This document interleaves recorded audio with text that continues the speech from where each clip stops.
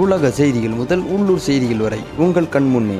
News 16 செய்திகள் உடனுக்குடன்.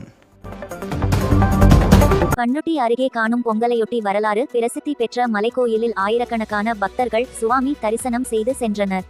கடலூர் மாவட்டம் பண்ருட்டி அருகே உள்ள CN பாளையம் பகுதியில் மன்னர்கள் காலத்தில் கட்டப்பட்ட வரலாற்று சிறப்புமிக்க மீனாட்சி அம்மன் உடனுறை சொக்கநாதர் மலைக்கோவில் உள்ளது. இக்கோவிலில் தை திருநாள் 3வது நாளான காணும் பொங்கலையொட்டி திருவிழா நடைபெறுவது வழக்கமான ஒன்று. இந்நிலையில் கடலூர் மாவட்டம் மட்டுமின்றி அதனை சுற்றியுள்ள பல்வேறு மாவட்டங்களில் இருந்து ஆயிரக்கணக்கான பக்தர்கள் பொதுமக்கள் புத்தாடை அணிந்து கொண்டு மலை மீது ஏறி மலை மீது அமைந்துள்ள விநாயகர், மீனாட்சி அம்மன் உடனுறை சொக்கநாதர், ஓம்பால சித்தர், ஸ்ரீ குழந்தை சாமிகள், நால்வர், வள்ளி தேவயானை சமேத சுப்பிரமணிய சுவாமிகளை தரிசித்து வழிபாடு செய்தனர்.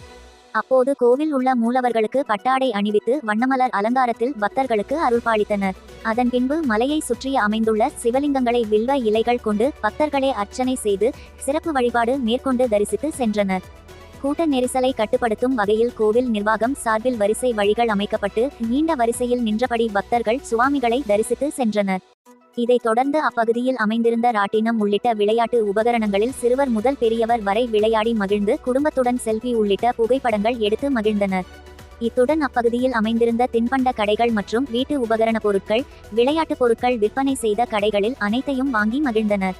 திருவிழாவில் எந்த ஒரு அசம்பாவிதமும் ஏற்படாத வண்ணம் கடலூர் மாவட்ட காவல் கண்காணிப்பாளர் ஜெயக்குமார் தலைமையில் ஏராளமான காவல்துறையினர் பாதுகாப்பு பணியில் ஈடுபட்டிருந்தனர். காணும் பொங்கலையொட்டி வரலாறு பிரசித்தி பெற்ற மலைக்கோயிலில் ஆயிரக்கணக்கான பக்தர்கள் சுவாமி தரிசனம் செய்து சென்றனர்.